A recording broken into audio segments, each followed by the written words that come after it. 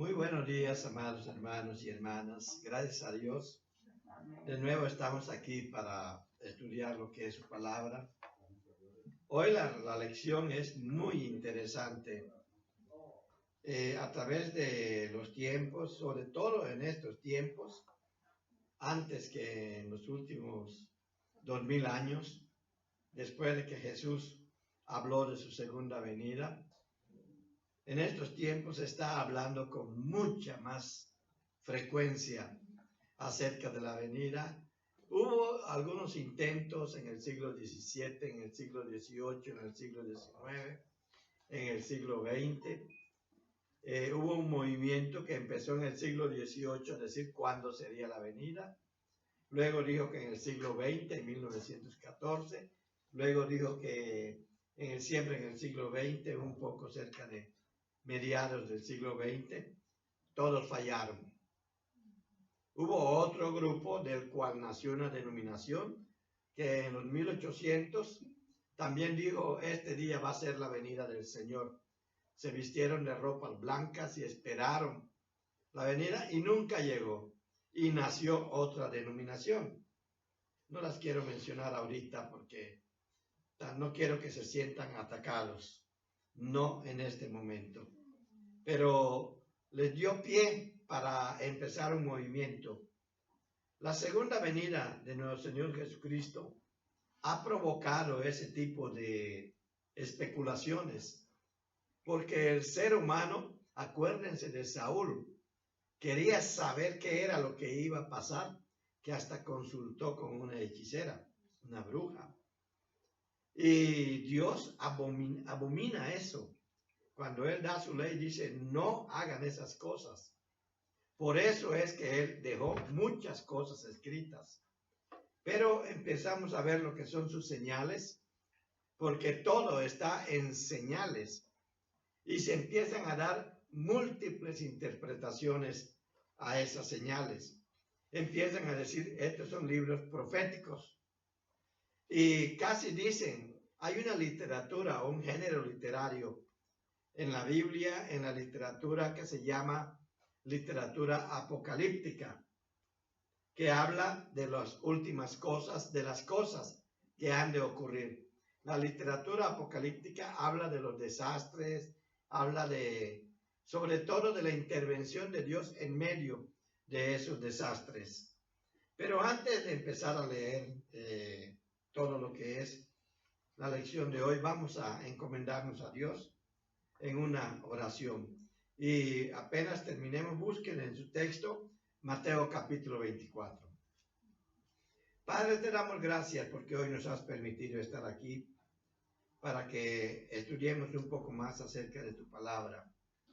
Te damos gracias porque tú nos las has dado clarita y los has puesto a nuestro alcance, Señor, de manera que puede ser entendida si tu Espíritu Santo está con nosotros.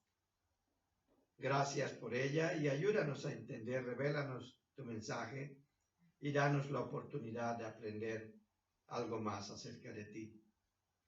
Bendice a cada uno de los que aquí estamos, a los que están en internet, Señor, a todos los que después han de ver esta lección, Padre. Bendícelos, provéeles del entendimiento, pero el entendimiento especial que permita comprender tu palabra. Y provéeles también, Señor, de la sabiduría para saberlos aplicar en sus vidas. Gracias por ella, Señor. Ábrenos la mente y el corazón. En el poderoso nombre de nuestro Señor Jesucristo. Amén. Amén. Allí en los versículos del 3 al 8, 29 al 32 y 42 al 44, son los específicos. Pero yo voy a estudiar prácticamente todo el capítulo 24, porque es muy importante lo que ahí está para que nosotros entendamos. Nada más espero que me dé el tiempo porque hay muchas cosas que decir al respecto. Miren, como decía hace un rato, todo lo que es el regreso de Jesús, desde aquel momento en que ascendió, según aparece ahí en Hechos capítulo 1, versículo 11, que hasta estaban mirando y unos ángeles se pusieron junto a ellos para decirle que así como fue, así va a regresar. O sea, hay un regreso. La mayoría de la gente piensa que todas esas cosas que están ocurriendo son señales. Jesús sí nos dijo que debemos de poner atención a esas señales, pero también nos dice, como vamos a ver en el versículo 8 de aquí de 24, dice, pero todo esto son los principios de dolores. En otra parte dice, aún no es el fin, ¿verdad? Lo vamos a estar viendo. De los versículos de los que no mencioné, pero que forman parte del capítulo 24, voy a estar mencionando, no deteniéndome en ellos, porque para no alargar mucho esta lección, porque solo tenemos un tiempo determinado. Entonces, vamos a ver esto. La curiosidad del ser humano ha hecho que incluso de fechas he escuchado a predicadores modernos. Hay unos muy sensatos, otros muy especulativos y otros que convencen a la gente con mucha facilidad, diciéndoles, es así. Me acuerdo que en el 2012 que decían, cuando no sé qué mes de diciembre va a acabarse todo porque termina el ciclo de los mayas. En ninguna parte de la Biblia dice que nos debemos de fijar en ese tipo de señales. Pero mucha gente ya lo creía, que hasta yo publiqué en Facebook, el número de mi cuenta es ese, deposite todo su dinero ya que usted no lo va a necesitar al día siguiente de esa destrucción. Nadie lo hizo. Nadie lo hizo, ¿verdad? O sea, no estaban seguros. Pero ¿cómo hicieron alarde de toda esa información? Y han dicho que, bueno, es como la Shemitah. Entonces ya usan lo que eran las festividades judías. La Shemitah, que es el ciclo de 7 años. Hay un ciclo de 7 años, de 7 años. Un ciclo de 7 veces 7 años. Y resulta que se cumplía en determinado tiempo, entonces dice, es cuando va a venir. Tampoco dice eso la Biblia. Los discípulos conocían mucho de esas enseñanzas judías. Pero resulta que también conocían acerca de la venida del Mesías. Pero el que tenían enfrente no se parecía al Mesías que ellos habían leído en las Escrituras que ellos tenían, que es el Antiguo Testamento. Porque el Mesías debía de venir con espada, debía de venir con fuerza, debía restaurar al pueblo de Israel. Porque tenían como un Mesías a todo rey que era ungido por un profeta. Ya desde Salomón hasta el último rey que tuvo Israel antes de que lo llevaran a la diáspora por Nabucodonosor, allí en Babilonia, y antes de que Ciro los dejara libres para poder regresar, allí es donde vemos los escritos de Esdras y de Nehemías. Allí fue la reconstrucción del templo por segunda vez. El templo fue construido 3 veces. Lo empezó Salomón, después con Nehemías, Esdras, hasta un rey que no recuerdo ahorita el nombre, pero se terminó de reconstruir el templo. Y después la reconstrucción que hizo Herodes a partir del año 6 de nuestra era hasta el año 64, más o menos de nuestra era. Y el último templo, que fue el más fastuoso, solo tardó 6 años, porque del 64 al 70. En el 70, Tito, el general Tito, lo destruyó completamente. Y ahorita voy a mencionar un poco al respecto. Entonces los discípulos sí sabían mucho de estas cosas, y más que Jesús había mencionado varias veces sobre la terminación de esta vida. Pero tenían sus dudas, por eso es que estudiamos Juan 14, como Jesús le dice, no se turbe vuestro corazón, creéis en Dios, creed también en mí. ¿Se acuerdan cuando estudiamos en Juan capítulo 14? Porque ellos veían que aquel que se decía el Mesías, aquel que Pedro, inspirado por Dios, había dicho, tú eres el Cristo, el Hijo del Dios viviente. Cristo es la palabra griega del hebreo Mesías, Mashaya, que es transliterado como Mesías. Tú eres el Mesías, el Hijo del Dios viviente. No está así del todo claro en el Antiguo Testamento. Por eso es que Jesús le dijo, Dios te lo reveló. No dijo, Dios te lo recordó. No está así tan claro en el Antiguo Testamento. Por eso Jesús le dijo eso a Pedro. Ellos habían oído todo eso. Y habían oído que Jesús se iba a ir. Y luego eso sucedió. Por eso hubo un momento en que ellos, todos preocupados, se acercaron a él a preguntarle. Es más, el contexto del capítulo 24 es el capítulo 23.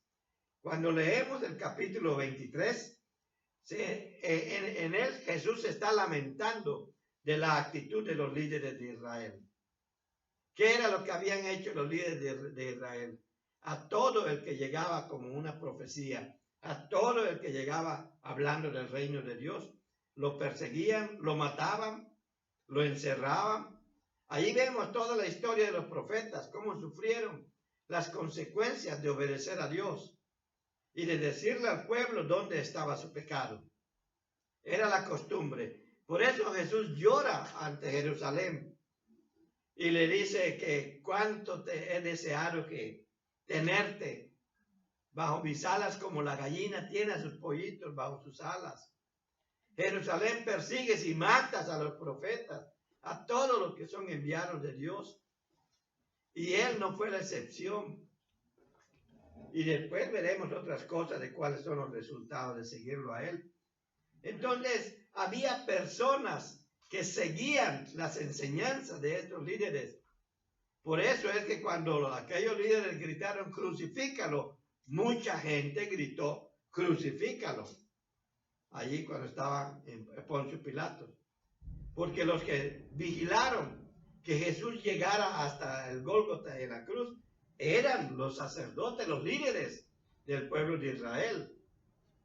Son los de los que Jesús dijo, perdónalos porque no saben lo que hacen.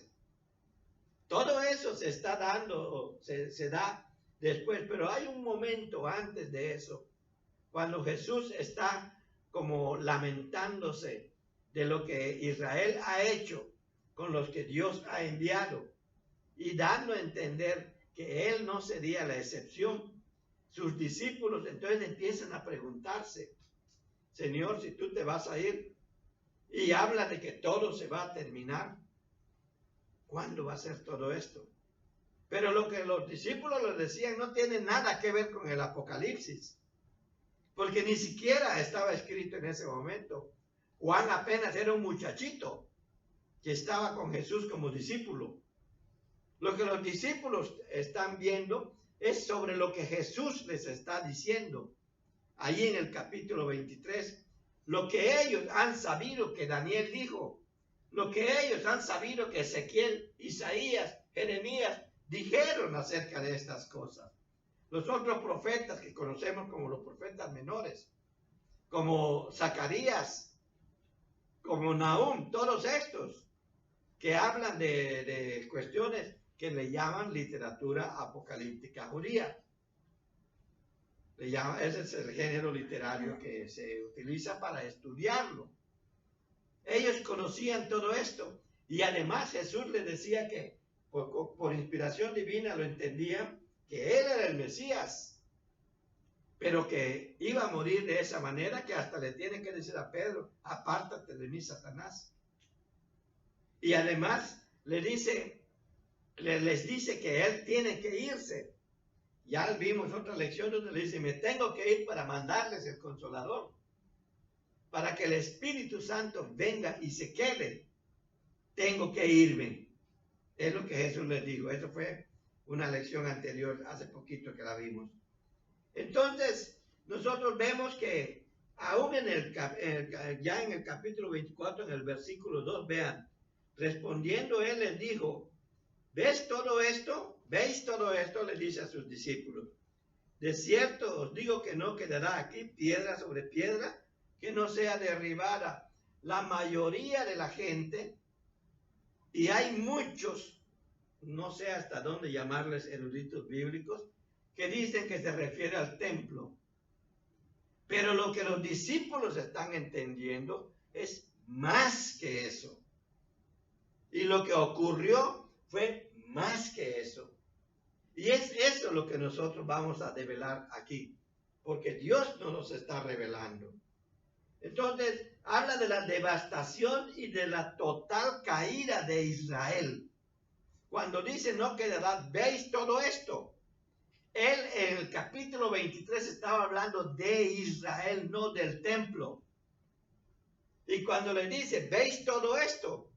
Él está hablando de todo de lo que estaba mencionando unos minutos o un poco de tiempo antes.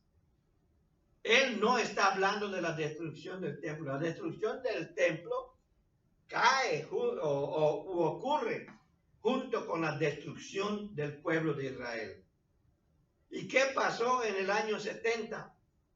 Que debido a la rebeldía, a lo difícil que era someter a los que se habían levantado en contra del Imperio Romano, Tito decide destruir el templo, solamente deja un muro.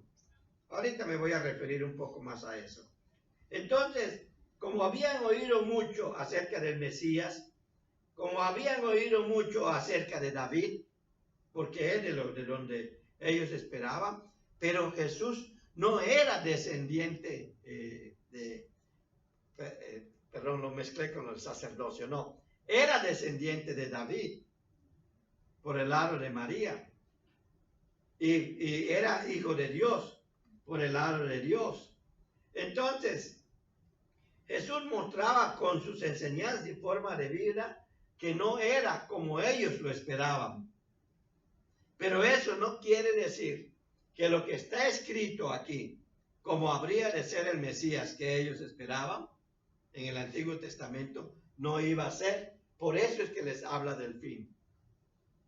Y de que todas las cosas que ocurren son como una manera de decirle a sus seguidores, al pueblo de Dios, y el día de hoy diría a la iglesia, de que tengan esperanza. Puede ser que eso no sea la señal de su venida.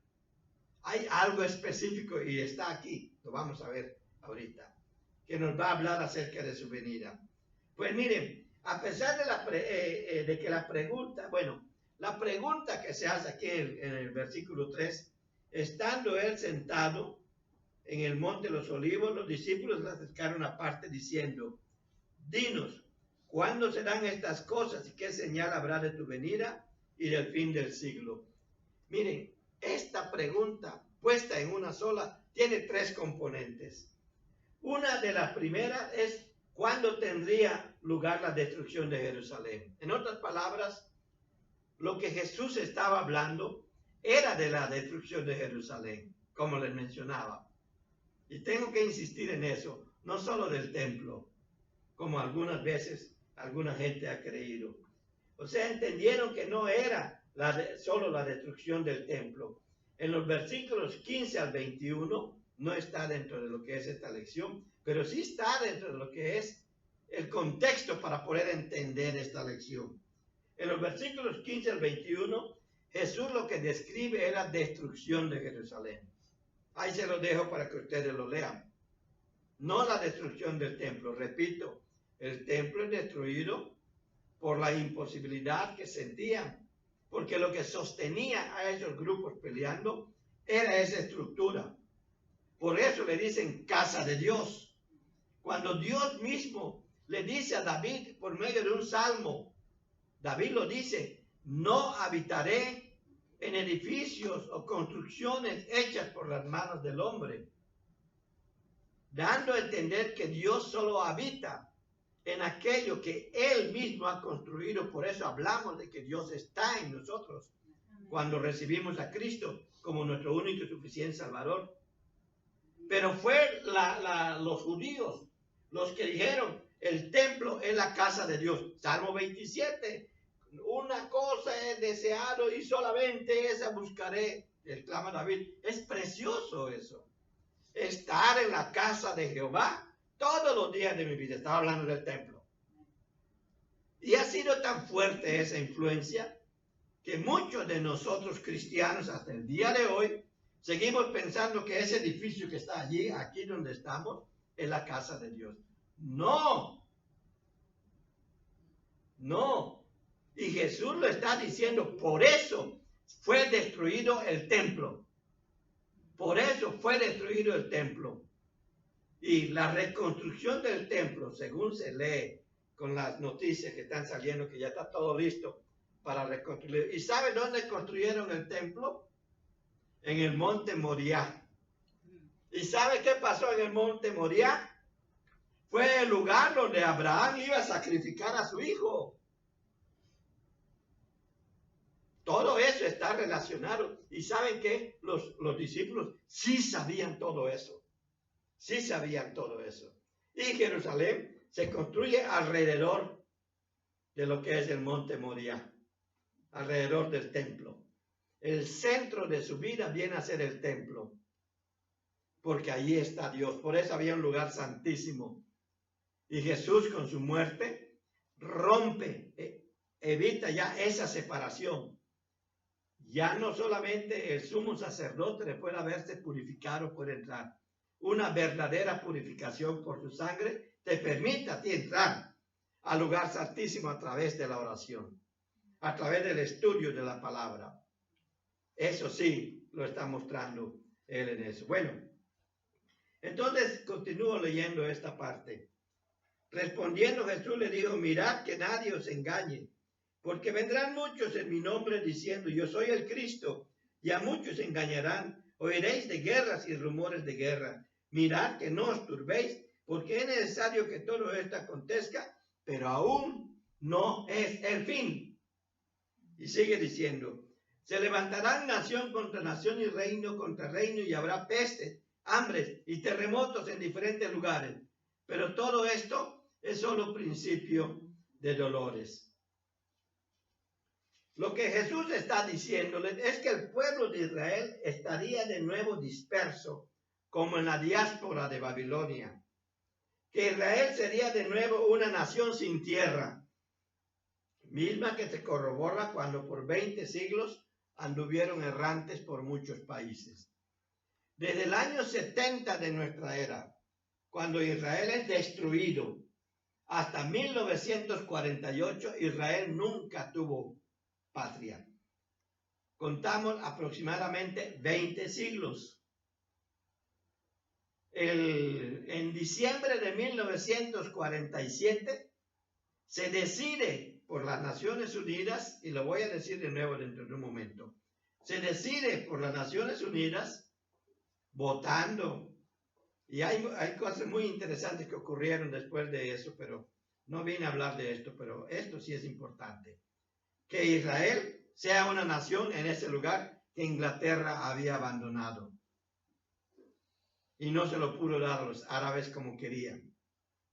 Y el 8 de mayo de 1948, Israel se declara nación. En ese mismo instante los árabes lo invaden. Israel se defiende como puede porque incluso bloquearon todas las vías marítimas para que no metan armas. Aún así pudieron meter armas. Se pudieron defender. Bueno, pero 20 siglos anduvieron errantes, no 70 años como cuando Jeremías lo profetizó. No 70, fueron 20 siglos, 2000 años estuvieron errantes. Y además fueron perseguidos. Y los cruzados hasta los mataban porque los culpaban de la muerte de Jesús. Cuando el mismo Jesús dice, nadie me quita mi vida sino yo la entrego. Bueno, también el otro componente de la pregunta es, ¿qué señal habría de la segunda venida de Jesús? Y es ahí donde entra otra vez los versículos del 3 al 7 que acabo de leer. En Jesús les explica las consecuencias que vivirían todos los que rechazan al Mesías. O sea, van a vivir, van a creer lo que otros dicen, yo soy el Mesías, porque van a asumir aquellas posiciones o van a hacer aquellas cosas que yo creo que el Mesías debe de tener. No lo que dice la Biblia que el Mesías debe de tener. Es lo que yo creo. Entonces viene alguien y me muestra en él lo que yo creo, entonces termino creyendo en él o en ella. Y esa ha sido la estrategia de muchos de los líderes que han tergiversado las escrituras.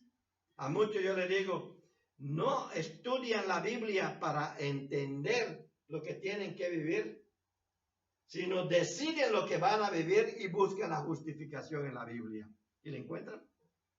Porque empiezan a buscarlo versículo por versículo, cuando la Biblia no se mueve por versículos. La Biblia se mueve por pasajes completos, que yo les expliqué en una ocasión por perícopas. Y hay que leerla de esa manera para entenderlo. No podemos estudiar el capítulo 24 sin antes haber estudiado el 23. Y tenemos que buscar cuál es el contexto del 23. A lo mejor está en el 22, a lo mejor está antes, a lo mejor está después. Todo eso lo tenemos que buscar para poder entenderlo, pero tienen que ser pasajes completos. No puedo yo agarrar un versículo, porque por un versículo mal entendido se han sacado doctrinas extrañas, enseñanzas extrañas. Son pasajes, por ejemplo, yo he discutido mucho con algunas personas cuando me dicen, es que Pablo enseñó esto. Si Pablo lo enseñó, debe de aparecer en todas sus epístolas, porque una teología se manifiesta en la enseñanza.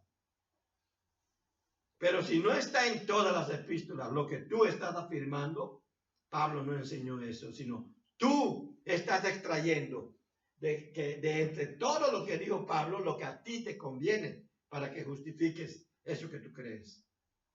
Y ese ha sido mi pleito con muchos, ¿verdad? Se han enojado. Bueno, volviendo a esto. En los versículos 3 al 7 Jesús le explica las consecuencias.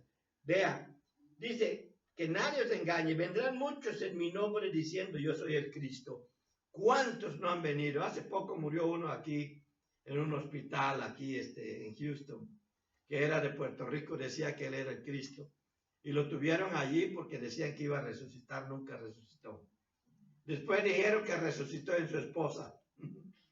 Y ahora es la esposa la que dirige ese grupo para no perder adeptos. Otro dijo que él era el enviado de Cristo. Otro dijo que vino a hacer lo que Cristo no hizo. Un coreano. Otros allá en Australia dice, yo soy el Cristo y como Cristo no tuvo una mujer, yo sí tengo. Vengo a hacer lo que Cristo no hizo. Y viven bonito, son buenas personas y todo. Y tienen seguidores, fuman marihuana, se drogan y todo. Pero están siguiendo a un Cristo. Y hay otros todavía peores, ¿verdad? Que no hablan mucho, pero hablan de que hacen muchas señales. Y entonces les dan una posición que solamente le debe de corresponder al Señor. Y Jesús está advirtiendo de eso. Él está diciendo, esas son las consecuencias de no saber quién soy. Eso es lo que les está diciendo a sus discípulos. Ahora, y eso les va a llevar a la confusión en vez de llevarlos a la tranquilidad. Estas señales que Él está diciendo, como las guerras, las diferencias, son para que nosotros entendamos que hay una venida y que se llene nuestra vida de esperanza. Pablo, como lo dice ya en 1 Tesalonicenses 4:18, alentaos los unos a los otros con estas palabras. Y lo que Dios quiere, lo que Jesús quiere cuando dice estas cosas, no es atemorizarnos, sino es decirnos, estas cosas van a ocurrir por el rechazo que la gente tiene del Hijo de Dios. Y eso sí lo está diciendo aquí. Y es que mientras tú o cualquiera rechaza al Hijo de Dios, vas a vivir esas consecuencias. Porque la maldad produce estas cosas.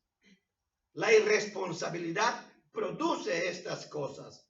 El descuido de la naturaleza que Dios puso en nuestras manos produce esas cosas. Pero hay quienes aprovechan y asustan a la gente. Viene un terremoto, te cae la casa encima y te vas a morir. Uy, qué miedo. Te tiene más miedo a la muerte que a Dios. Hay que temerles a Dios, no a la muerte. Lo que hay que temerle es a Dios, no a las enfermedades, a las epidemias. Eso son solamente consecuencias de nuestra propia maldad aquí en la tierra. Pero gracias a Jesucristo, que a ustedes y a mí nos ha dado la oportunidad y se las da a ustedes que nos están oyendo, para que vivan una vida conociendo quién es Él.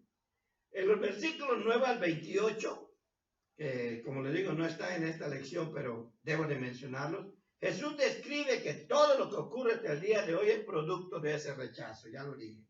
Y esas consecuencias son el estímulo para reconocer su señorío, de la misma forma que aquel soldado romano lo hizo cuando vio lo primero que ocurrió, cuando Jesús moría en la cruz.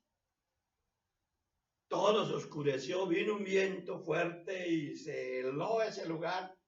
¿Y qué dice? El único que lo confesó en ese momento, en realidad, este es el Hijo de Dios. Fue un soldado romano, no un judío. Ni siquiera sus discípulos que estaban allí cerca testifican que alguno de ellos haya dicho eso, pero sí testifican que el soldado romano lo dijo. Este verdaderamente es el Hijo de Dios. Entonces, cuando ocurren estas cosas, con esa escena nada más, con lo que aquí describe nuestro Señor, sobre todo en los versículos 9 al 28, nos está buscando alentarnos para que reconozcamos en Él al Mesías, al Hijo de Dios, y lo tengamos como nuestro único y suficiente Salvador. En los versículos 9 al 12 habla del costo de ser su discípulo. De ahí me voy a centrar ahorita nada más en el 12. ¿Cómo dice el 12? Porque se ha aumentado la maldad, dice, y por haberse multiplicado la maldad, el amor de muchos se enfriará. Esa es la razón, está diciendo, por la que hay guerras, por la que hay disensiones, por la que hay pleitos, por la que hay contiendas. Acabo de publicar un artículo y quiero un poquito de publicidad, donde yo digo que lo único que puede vencer la violencia que está ocurriendo entre nosotros, alrededor de nosotros, es el amor de Dios. Y allí lo escribo. Y lo hice en inglés y en español para que no haya excusas. Pero el enfriamiento del amor de Dios en la vida del ser humano es lo que produce las diferencias. Tienes pleito con un hermano, con una hermana, es falta de amor. No estás amando como Dios te pide que ames. ¿Y eso qué es? Es la consecuencia de rechazarlo a Él. Porque si Él te dijo, amarás a tu prójimo como a ti mismo, al no amar a tu prójimo como a ti mismo, lo estás rechazando a Él, no a tu prójimo. Por eso es que, hermanos, hermanas, analicen sus vidas cada vez que alguien les produce disgusto. Porque si no lo hacen, al que rechazan no es al que les produjo el disgusto y a quien usted está echando la culpa de la mala decisión que usted tomó de tener rencor hacia esa persona. Porque el rencor hacia otros es la influencia que otros están teniendo en mí, en vez de que sea la influencia de Dios en mí. Está dominándome esa persona, por eso me enojó. Pero si fuera Dios el que domina mi vida, prevalecería el amor. Por eso, bueno, en el versículo 13 Jesús nos manda a perseverar. Miren, pero el que persevera hasta el fin, este será salvo. Uy, qué fuerte. Primero habla del amor e inmediatamente habla de la perseverancia. Es decir, que el amor de Dios debe de prevalecer en nosotros hasta que termine todo. ¿Y cuándo va a terminar todo? Cuando Él arrebata a la iglesia y después venga todo lo que nosotros hemos estudiado acerca del juicio final. Jesús está hablando de eso y dice, estas son las consecuencias del rechazo que se le ha hecho a él. Añadido a eso, allí mismo está, que todos aquellos que siguen a Jesucristo van a ser perseguidos, van a ser matados. Juan dice que los van a matar creyendo que así, matándolos, le rinden servicio a Dios. En esta parte, ¿verdad? Perdonen que no me meta más, pero no es parte de la lección, pero es importante que lo sepamos, porque es producto del rechazo de nuestro Señor Jesucristo. En los versículos 23 al 28 hay también otras amonestaciones, es decir, nos manda a no creer en los falsos cristos y profetas. ¿Por qué? Allá en los versículos 23 y 24 dice que harán señales y prodigios. Hay quienes creen que levantar un muerto, nada más porque dice, levántate, y se levanta en el nombre de Jesucristo. Por decirle, Satanás, te pongo allí en esa luz, miren, vaya allí, díganle todo, señalen allí, Satanás, allí, ahí está allí. Ya podemos entonces estar libres porque lo atamos allí. Ay, Dios mío. Pero esas son señales que dan esas personas y convencen a muchos. Y usan ciertas partes de las escrituras de una manera convenenciera para convencer a otros. ¿Por qué convencen a otros? Porque no se toman el tiempo de conocer la verdad. Un lema que a mí me gusta repetirme constantemente es, si tú conoces la verdad, vas a identificar la mentira. ¿Por qué no se identifica la mentira? Porque no conoces la verdad. Si tú sabes que esto es veneno, no lo vas a tomar, aunque te digan que sabe rico. Porque conoces la verdad, eso te produce muerte. Si tú conoces la verdad de Dios, vas a identificar la mentira. Por eso la iglesia debe de predicar siempre la verdad de Dios. Y eso es lo que hacemos. Eso es lo que hacemos. Entonces, harán señales y prodigios. Del 25 al 28 compara, miren qué interesante, compara con un cuerpo muerto la enseñanza de estas personas, y los que le creen son como las aves carroñeras. Le llama águilas aquí. Pero el águila es un ave de carroña, como el sopilote, como el cuervo. Comen lo muerto. Entonces está diciendo que muchas personas van a comer lo muerto, que es lo que enseñan estas otras personas que enseñan falsedades. Que tenemos que venir a las escrituras. Vean nada más lo que está diciendo Jesús con una sola pregunta que le hicieron. ¿Qué señal habrá del fin del mundo? Le pregunta. Versículos 29 al 32. ¿Qué señal habrá del fin del mundo? Dice, inmediatamente después de la tribulación de aquellos días, hay quienes dicen, todo esto son eventos continuos.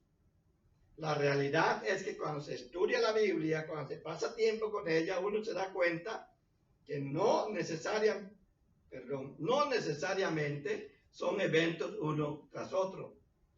No son eventos que se siguen uno tras otro. Se van a estar dando y en un momento ocurre el otro. Pero puede pasar un tiempo en lo que se da una cosa, se calma, se vuelve a dar, se calma, se vuelve a dar, y de repente ocurre lo otro. Por eso, la última parte hace ese llamado del Señor. En esta parte Jesús describe de manera dura y difícil lo que sería la destrucción del mundo. Yo solamente lo puedo comparar con 2 de Pedro capítulo 3 versículo 10. Cuando dice que todo, los elementos, los átomos, lo que sea, va a ser destruido por fuego. Que Dios lo va a destruir. Solamente lo puedo comparar con eso. Bueno, Vemos el versículo 30, dice que habrá señales en el cielo. Entonces aparecerá la señal del Hijo del Hombre en el cielo. Hay muchos que dicen, va a haber señales en el cielo, platillos voladores, que el cielo rojo, que la luna roja, que esto, que lo otro. No, el idioma griego no me deja pensar en eso, porque ni siquiera existían esas cosas entonces. Cuando dice señales, habrá señales en el cielo, dice, cuando dice, aparecerá la señal del Hijo del Hombre en el cielo, lo que está diciendo que la única señal que vamos a tener es como dijo el ángel, así como lo vieron venir, así, ayer así va a venir en la nube. Esa es la señal de la que esta parte está hablando. Claro que el que quiere enseñar, atemorizar, decir otras cosas, va a enseñar otras cosas, pero el idioma en el que fue escrito no me permite eso. Por eso hay que estudiarlo en eso, ¿verdad? Para eso está la gente líder en la iglesia. Cuando dice aparecerá la señal del Hijo del Hombre, lo que está diciendo es que Jesús va a aparecer. Dice, entonces lamentarán todas las tribus de la tierra. ¿A qué se está refiriendo? El lamento es de los que escucharon el Evangelio de Jesucristo y no aceptaron. Les voy a dar la cita, léanla ustedes. Zacarías capítulo 12, versículos 10 al 12. Daniel capítulo 7, versículos 13, 14. Y Hechos capítulo 1, versículos 9 y 11. En el 9 lo ven ir, en el 11 se aparecen los ángeles. Allí en Daniel habla de que se van a ver esas señales, cómo va a venir el Hijo del Hombre y todo esto, ¿verdad? También Zacarías. Léalo. Pero allí dice que va a haber gente que lo va a ver y se va a lamentar de que ya está viniendo, porque cuando lo vean venir es porque ya no hay otra oportunidad. Porque la única oportunidad que tuvieron es mientras estaban aquí en esta tierra. Y si les tocó la muerte antes de que Él viniera, ya no hay manera. Ya no hay manera. Por eso dice, se lamentarán todas las tribus de la tierra, todas las personas, todas las etnias a las que se debió haber dado a conocer la palabra de Dios, se debió de discipular. Va a llegar ese sentimiento si no recibieron a Cristo. Ese es el lamento del que habla. Pero hay una parte muy interesante que está en el versículo 31.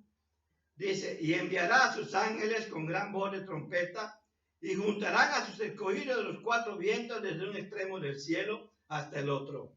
Solo Isaías menciona esto en el capítulo 43, que dice que escoge a sus hijos del norte y del oriente y del occidente. Llama a sus hijas del norte y a sus hijos del sur. Isaías 43 menciona todo eso.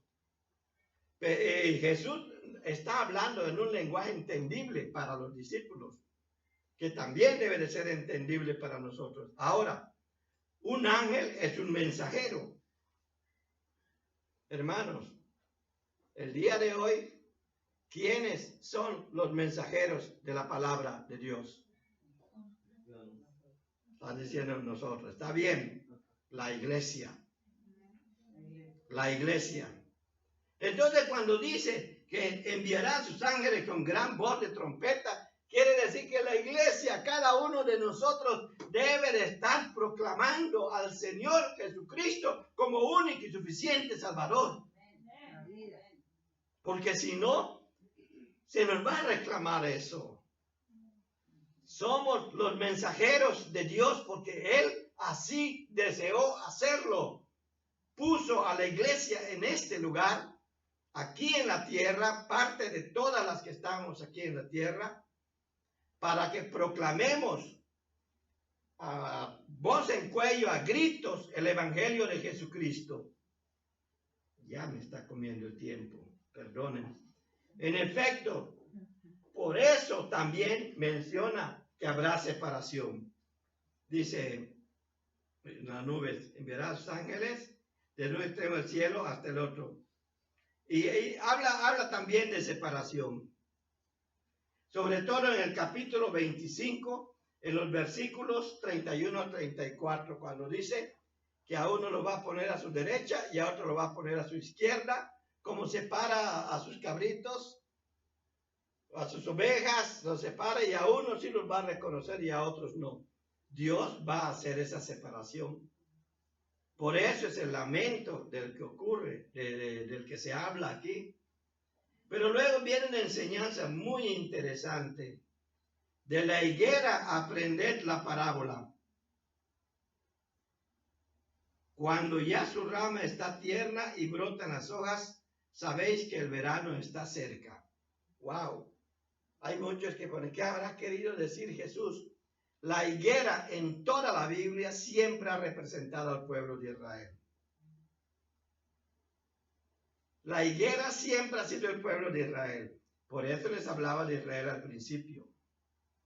Y cuando dice, cuando ya su rama está tierna, es decir, renace. E Israel renació en 1948. Y brotan las hojas. Al 2021 Israel ya tiene 73 años. Del 48 al 2021, de 1948 al 2021 son 73 años.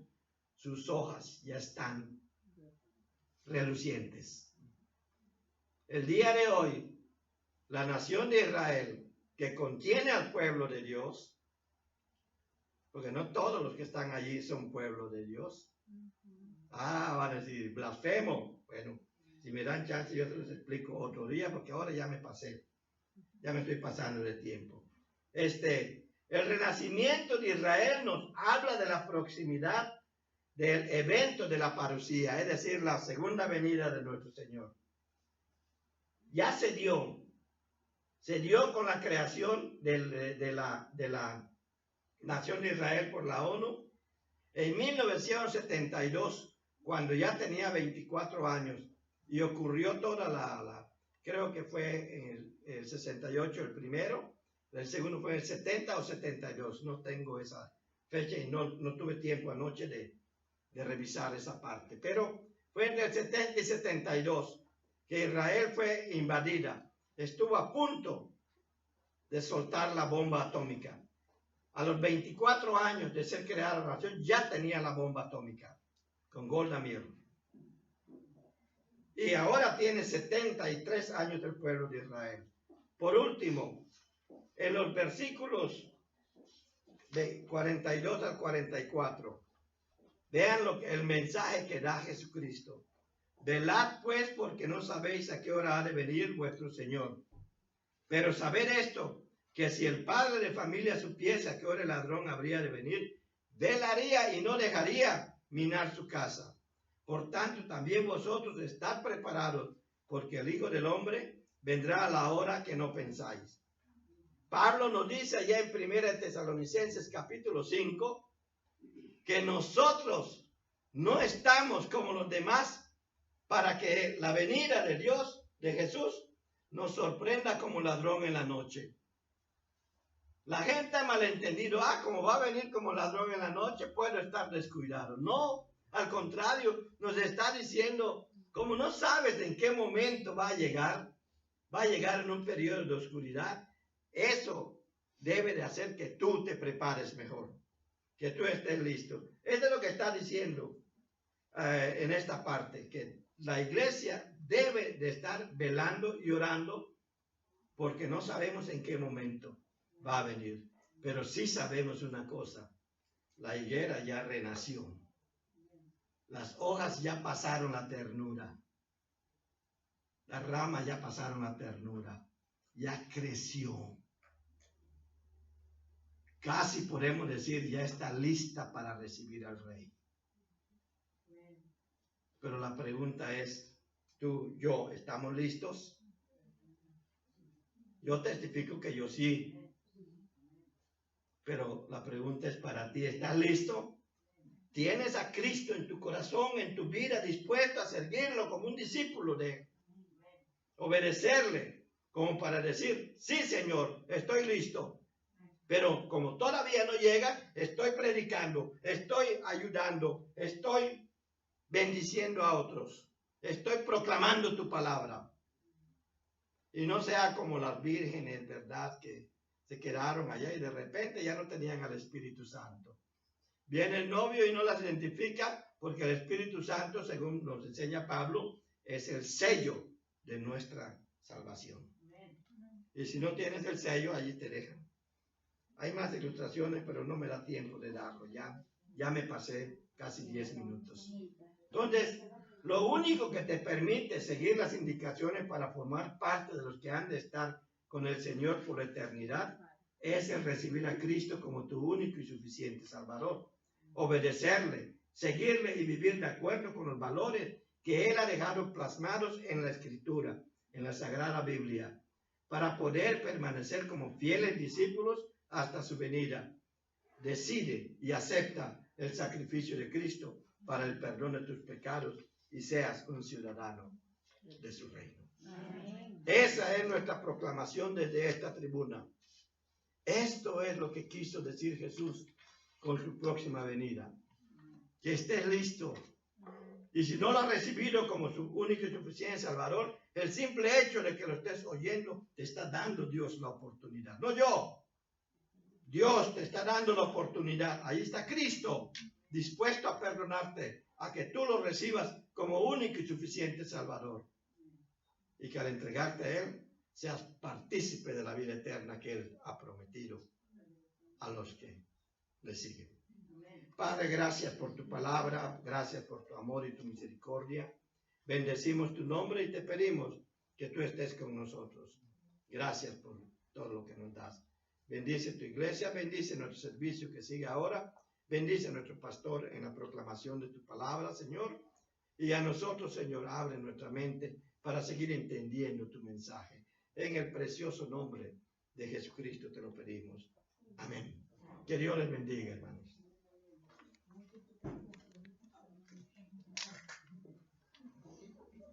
Apriétalo otra vez.